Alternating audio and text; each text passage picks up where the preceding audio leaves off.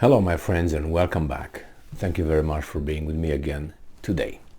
Well, the Ukrainians claim that the Russians have aircraft, they have planes to fly, but they don't have missiles anymore. What do you think? I think it's a BS, but let's see what arguments they bring to support their claims, right? Remember, this article comes from the New Voice of Ukraine from November 30th, 2022. This is the title. Russia increases number of aircraft at Engels airfield, could be readying bigger strikes. You say, okay, well, Russia gets a lot of aircraft at Engels airfield, and that could be triggering a bigger strike. All right, let's see. Meanwhile, Ignat said the number of Russian planes itself is not as important as the number of missiles left for the strategic bombers to launch. There are not so many of them left in the Russian Federation, he says. Now, let's see. You must have the information. I mean, if you make a claim, right, you may reach this conclusion based on the information you got. Let's see. The Russian Federation mainly has Kalibr, KH-101 and KH-555 cruise missiles and land-based Iskander ballistic missiles, Ignat said. He added that the goals of the Russian Federation remain unchanged, he tells us, and I can only guess what those goals are. It aims to carry out strikes on critical infrastructure, primarily the energy system. Hey, what about civilians? You forgot those guys, Ignat. Ukrainian Ukraine's President Volodymyr Zelensky earlier said that Russia is preparing new missile strikes. No shit. According to him, the current week can be as difficult as the previous one. Well, I think every week could be, dangerous and difficult. But hey, he has the information, right? According to Defense Minister Oleksiy Reznikov, another Zhmihal, another Zelensky, another Reznikov, these guys are just all kosher, 4 of them. So according to this guy, the defense minister, he's an appointed defense minister.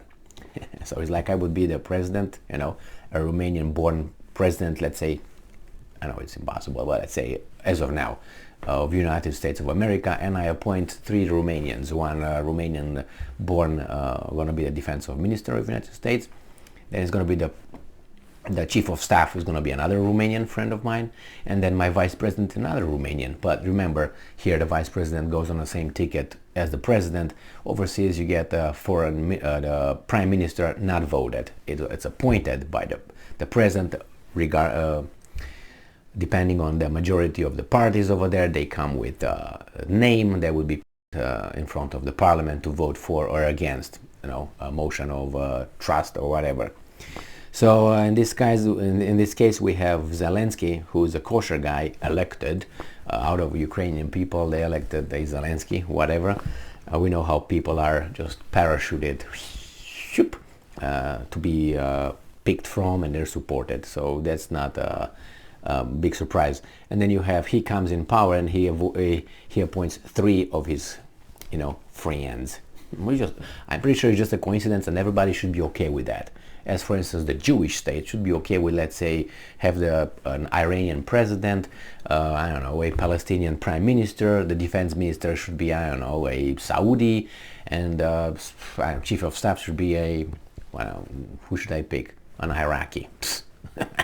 And we would say, hey, what's wrong with that, man? Nothing to see here. I'm pretty sure will be a lot to see there. So, according to Defense Minister Oleksiy Reznikov, okay, over the past 9 months, Russia has launched more than 16,000 missile strikes on the territory of Ukraine, and 97% of the Russian targets were civilian objects. Okay, 97 of these things. And I made a video on this, and I just made another video on, okay, you said that the European Union said actually today that about 100,000 Ukrainian soldiers were killed since the beginning of February, whatever you want to call it, war, escalation, operation. Anyway, well, imagine if I understand that those 100,000 people that were military, soldiers that were killed by the Russians, were not all killed by by missiles, the 16,000. Because out of 16,000, according to this idiot Reznikov, only 3% hit the rest. So 3% did not hit 3% hit military targets, probably, or just went astray, whatever they went. 97 hit only civilian infrastructure and civilians. So out of those 3% of the 16,000 must have killed some big chunk of the 100,000 Ukrainian killed in this war. Don't you think?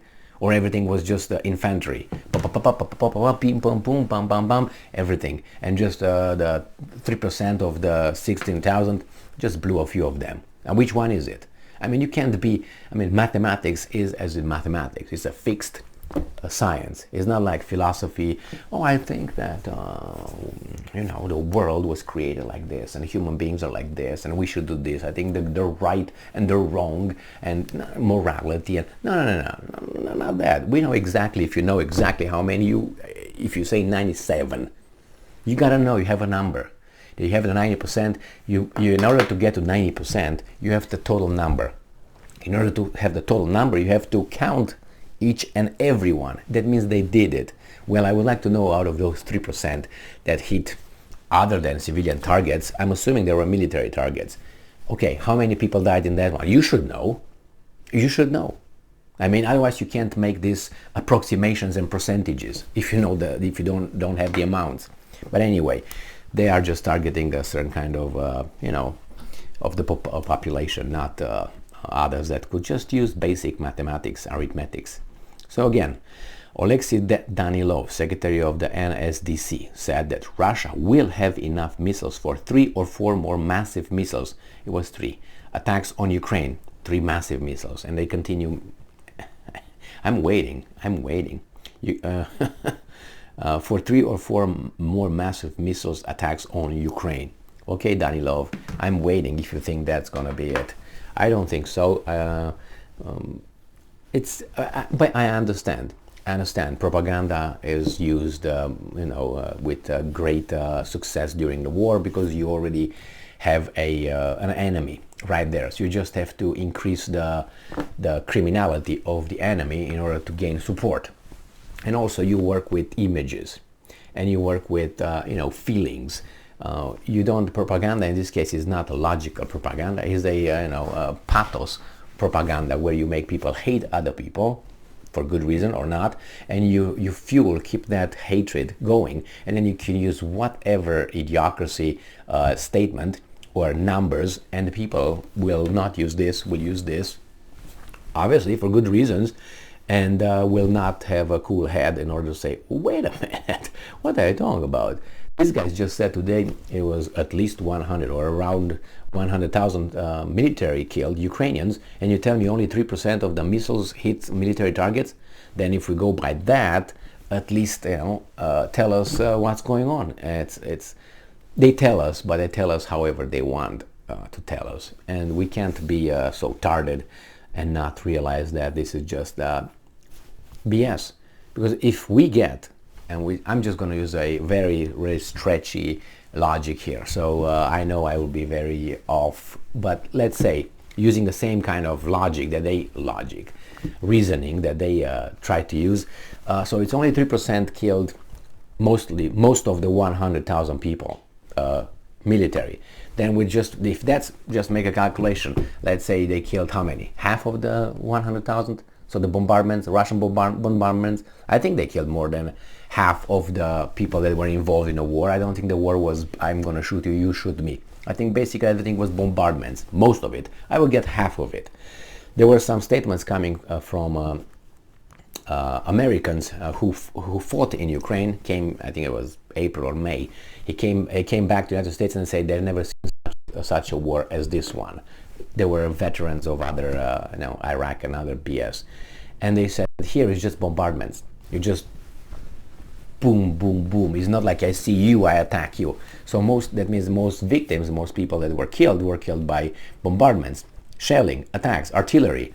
So if you get, I'm gonna give those 100,000, I would say 50%. Okay, even probably I would give them 80% were killed in bombardments. So like 50, that's 50,000 people. So if 50,000 people account for, let's say, 3% of the shelling that these guys are saying, if I go proportionate, the 97, how much would be 97% of civilians? How many people if you killed 50,000? It should be about a few millions, right?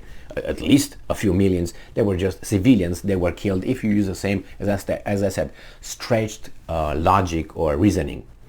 It's a tragedy what's happening over there, regardless if that's dogs that are killed, chicken that are killed, civilians or military and infrastructure. It's a crime, And why I detest this one is I detest it not only because it's a crime, but how it was set up. That's that weasel way I detest. How we got to this, how they got to this. That's what I don't like at all. I mean, sometimes self-defense is justified, or preemptive this or preemptive that, when you have, clear and present danger. Someone sees, gets an argument with you, and he reach for his gun. You see the gun coming up. What do you think the gun is coming up for? Just to show it to you? Hey, I have a Kimber right here, or I have, I don't know, a Colt. No, I'm going to use it or something. So when you have this, then you retaliate, right? Somehow with whatever you got.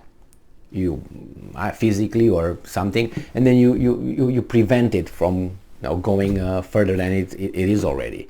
I understand that kind of thing, but when certain justifications, Russia just invaded for no reason Ukraine. Well, I think there were many reasons that the Russians are capable of providing why they did what they did. How did we get there? You can go back and see again how we got here, and I hate being in this situation. And believe me, I'm outside. You guys, I'm saying most of you are outside of this, but imagine people that are involved over there and they think, well, I'm going to fight the freaking Ukrainians, or I'm going to fight the freaking Russians, blah, blah, blah, blah. And the guys who really are in control are thousands of miles away, looking at their computers and checking their, how do you call it, money and the influence and the phones, and those guys are counting, are the stocks high, are the stocks low, what's going on in Ukraine, are only money based. And some people, obviously, power and dominance, but I hate this situation. The people die over there. They have their freaking culture, economy, life, history erased, and the other guys are dying as well. So for whom? Mostly, but they intertwine all this, fight because they attack and they're the bad dudes. Well. Anyway, Russians don't have any more missiles, it seems like, and they're just you're not gonna hear airplanes flying over the Ukrainian skies. That's a good thing, even though the Ukrainians said that they have, sky supremacy, air supremacy in Ukraine somehow, but they ask now for airplanes and more defense systems and more this and more that. It doesn't add up. It does not add up. If the Russians are so stupid, why do you still need more and more and more? Moreover, we need more. How come? That means they're blowing them up. That's why. And if you blow them up with what? With matches? Or you with missiles and rockets and artillery shells and all that? Anyway, thank you very much for being with me again today. Stay strong, stay smart, look for the truth, and be just.